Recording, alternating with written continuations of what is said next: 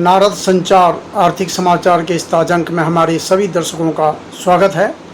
आज का दिन देश दुनिया में आर्थिक लिहाज से सुनहरा दिन रहा है। भारत और पाकिस्तान के बीच 4 दिन की लड़ाई के उपरांत युद्ध विराम होने से सोमवार को यानी आज शेयर बाज़ारों में जोरदार तेज़ी लौटी है।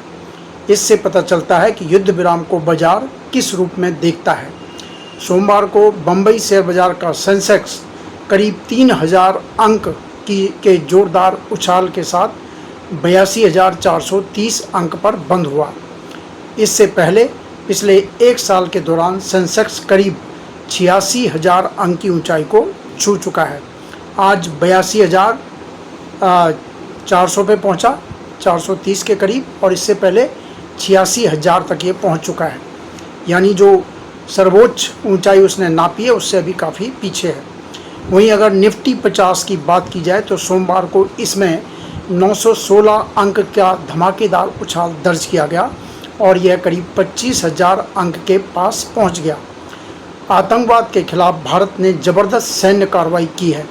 भारत की कार्रवाई आतंक के खिलाफ थी, लेकिन पाकिस्तानी सेना ने बजाय आतंक से निपटने के भारतीय सेना और भारतीय नागरिक ठिकानों को अपना निशाना बनाना शुरू कर दिया, जिसके बाद भारतीय सेना ने उसे जोरदार ढंग से जवाब दिया। वैसे भी 22 अप्रैल 2025 जब जम्मू कश्मीर के पहलगाम में आतंकवादियों ने पर्यटकों पर घातक हमला किया था, नृशंस उनकी हत्या कर दी थी, 22 अप्रैल तब से लेकर और 10 मई तक जिस दिन युद्ध विराम की घोषणा हुई, भारत केवल पाकिस्तान की आक्रामकता का ही जवाब दे रहा है। यानी पाकिस्तान पहले जो एक्ट करता उसका जवाब भारत दे रहा है 22 अप्रैल से लेकर 10 मई तक। स्वयं भारत ने अपनी तरफ से कोई पहल नहीं की है। उसकी लड़ाई आतंकवाद से और उसको बढ़ावा देने वाले तत्वों से है। भारत ने अपनी कार्रवाई से पाकिस्तान में आतंकी ढांचे और बाद में जब पाकिस्तानी सेना ने भारतीय सेना पर आक्रमण किया या भारतीय ठिकानों पर आक्रमण किया तो उसके बाद पाकिस्तान के सैन्य ढांचे को बड़ी क्षति पहुंचाई है। पहले आतंकवादी ढांचे पर और उसके बाद पाकिस्तानी सेना के जो उनकी फैसिलिटी थी, उनके सुविधाएं थी, उस पर हमला किया और साथ ही ये चेतावनी भी दे डाली कि भविष्य में किसी भी आतंकी कार्रवाई को युद्ध की चुनौती माना जाएगा। ये भारत ने जो युद्ध विराम हुआ है उसके बाद ये कहा है कि अगर भविष्य में कोई भी आतंकवादी कार्रवाई होती है तो उसको एक्ट ऑफ वार माना जाएगा। स्वयं प्रधानमंत्री नरेंद्र मोदी ने ऑपरेशन सिंदूर का जो ये चरण है ये पूरा होने के बाद कहा कि ऑपरेशन सिंदूर केवल स्थगित किया गया है। जो भारत ने आतंकी ठिकानों पर कार्रवाई की है पाकिस्तान के, उसको ऑपरेशन सिंदूर का नाम दिया गया है। तो प्रधानमंत्री मोदी ने कहा कि ऑपरेशन सिंदूर केवल स्थगित किया है, अभी ये रुका नहीं है और भारत कड़ी नज़र रखेगा आतंकवादी कार्रवाई पर, आतंकवादी हरकत पर, और उसका उसे करारा जवाब दिया जाएगा। बहरहाल हम बात कर रहे थे आर्थिक लिहाज से अच्छी खबरों के बारे में। तो एक खबर ये रही कि शेयर बाज़ार में आज जोरदार तेज़ी दिखेगी जब से भारत और पाकिस्तान के बीच में युद्ध विराम की घोषणा हुई है। और खबरों में यूक्रेन के राष्ट्रपति जेलेंस्की रूस के राष्ट्रपति पुतिन के साथ युद्ध रोकने के मुद्दे पर बातचीत के लिए तैयार हो गए हैं। तुर्की में उनकी बातचीत होनी है। ये कहा जा रहा था कि सोमवार को बात होगी। रूस और यूक्रेन फरवरी 2022 से, यानी उन्हें करीब 3 साल से ज़्यादा हो चुके हैं, लड़ाई में उलझे हुए हैं और इस दौरान उनकी अर्थव्यवस्थाओं को काफ़ी नुकसान पहुंचा है। तो एक तो ये अच्छी खबर है कि अब वो युद्ध रोकने पर बातचीत की टेबल पर आ गए हैं। दूसरी तरफ अमेरिकी अधिकारियों और चीन के अधिकारियों के बीच जिनेवा में व्यापार युद्ध की समाप्ति पर बात हुई है। अमेरिका और चीन के बीच में आपको पता है कि फरवरी माह से लगातार टैरिफ बढ़ाने का जो है व्यापार युद्ध चल रहा है और इससे अमेरिका में तो आर्थिक मंदी की बात हो ही रही थी, दुनिया में भी आर्थिक क्षेत्र में मंदी की बात हो रही थी, क्योंकि अमेरिका और चीन दुनिया की 2 सबसे बड़ी अर्थव्यवस्थाएं हैं। इनके बीच में अगर व्यापार युद्ध छिड़ा रहेगा तो इससे दुनिया भर के कारोबार में मंदी आने की बात, ये ऐसा अंदेशा था। लेकिन अब दोनों के बीच में बातचीत हुई है और दावा किया गया कि ये बातचीत सफल रही है। व्यापार युद्ध जब चल रहा था तो अमेरिका ने चीन से होने वाले आयात पर 145%, तो इसके जवाब में चीन ने अमेरिका से चीन में होने वाले आयात पर 125% तक शुल्क लगा दिया था।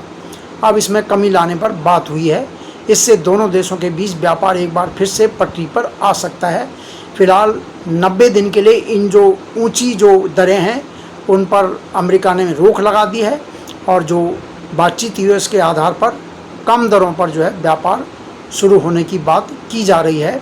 तो ये माना जा रहा है कि अमेरिका और चीन के बीच में जो व्यापार युद्ध चल रहा था उसमें जो है वो दूर होगा, दोनों के बीच व्यापार पे बात होगी और एक बार व्यापार फिर से शुरू होगा। तो अमेरिका के राष्ट्रपति डोनाल्ड ट्रंप ने एक बार फिर अपने फैसले को पलटा है।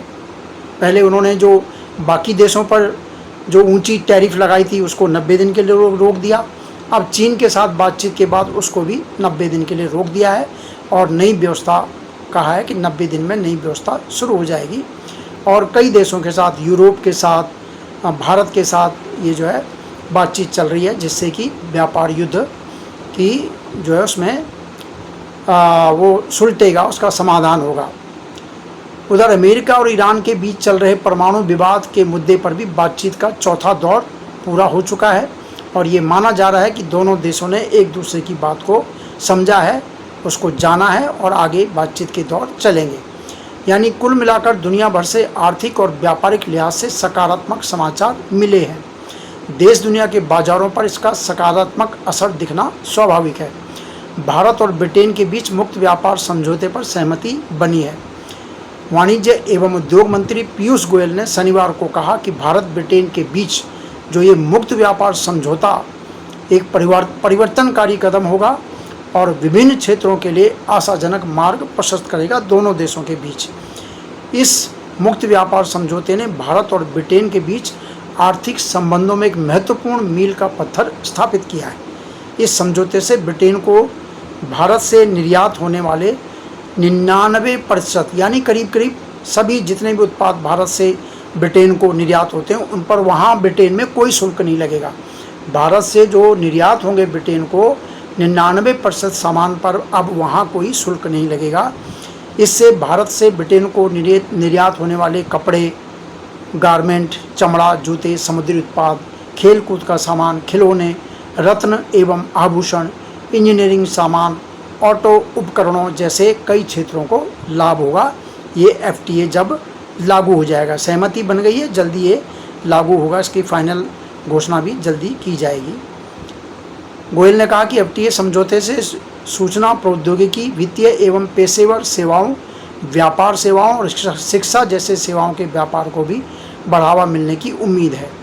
वहीं दूसरी तरफ एक अधिकारी ने बताया कि समझौते में वाइन पर आयात शुल्क में कोई कटौती, ब्रिटेन से जो वाइन भारत में आती है उस पर कोई कटौती नहीं की गई है। उस पर चरणबद्ध कुछ आगे कदम उठाए जाएंगे, लेकिन ऐसा कोई कटौती नहीं है, क्योंकि यूरोपियन यूनियन से भी वो चीज़ें आती हैं। यहाँ कर देंगे तो फिर वहाँ क्या होगा, यूरोपियन यूनियन भी कहेगी इसमें कटौती करो। लेकिन ब्रिटेन से जो बियर है उसमें कुछ जो है शुल्क की छूट भारत में दी जाएगी, वहाँ से जो इम्पोर्ट होगी। इसके अलावा जो डेयरी उत्पाद ब्रिटेन से आएंगे, सेब, पनीर, जई, पशु और वनस्पति तेल के आयात पर भारत में कोई शुल्क कटौती नहीं होगी। ये एफटीए में ये समझौता हुआ है। ऐसा माना जा रहा है कि भारत और ब्रिटेन के बीच एफटीए यानी फ्री ट्रेड एग्रीमेंट यानी मुक्त व्यापार समझौता, जिसमें ड्यूटी नहीं लगाई जाती है। इससे भारत का रेडीमेड गारमेंट्स का निर्यात दोगुना हो जाएगा। वहीं अब यूरोपीय संघ के साथ भी मुक्त व्यापार समझौते पर बातचीत शुरू हो रही है। देश के प्रमुख उद्योग मंडल CII के अध्यक्ष संजीव पुरी का कहना है कि चालू वित्त वर्ष के दौरान भारतीय अर्थव्यवस्था 6.5% की दर से बढ़ने की उम्मीद है। भारतीय अर्थव्यवस्था में व्यापक लचीलापन है, जिसमें वह अल्पकालिक भू राजनीतिक झटकों से जल्दी उभर सकती है। जैसे कि ये अभी भारत पाकिस्तान के बीच में जो लड़ाई हुई थी करीब 22 अप्रैल से लेकर और 10 मई तक जो उठापटक रही, उससे जो है जो एक तरह से कारोबार में तनाव का माहौल था, उससे जल्दी उबर जाएगी। और वहीं शेयर बाज़ारों में विदेशी निवेश अप्रैल से सकारात्मक बन गया है, जो कि इस साल जनवरी फरवरी मार्च में नेगेटिव था, अप्रैल और मई में अब वो जो है पॉजिटिव हो गया, यानी विदेशी संस्थागत निवेशक बाज़ार में निवेश करने लगे हैं। पहले वो निकाल रहे थे पैसा, अब वो निवेश कर रहे हैं। तो कुल मिलाकर कारोबार की दृष्टि से ये सोमवार का दिन काफ़ी अच्छा रहा है। इसके साथ ही हम अपनी वाणी को विराम देते हैं। आपसे अनुरोध है कि वीडियो को लाइक, शेयर और सब्सक्राइब कीजिए और अपनी राय वीडियो के कमेंट बॉक्स में जाकर ज़रूर दें। नारद संचार को लाइक कीजिए, सब्सक्राइब कीजिए हमारे इस वीडियो को। नमस्कार।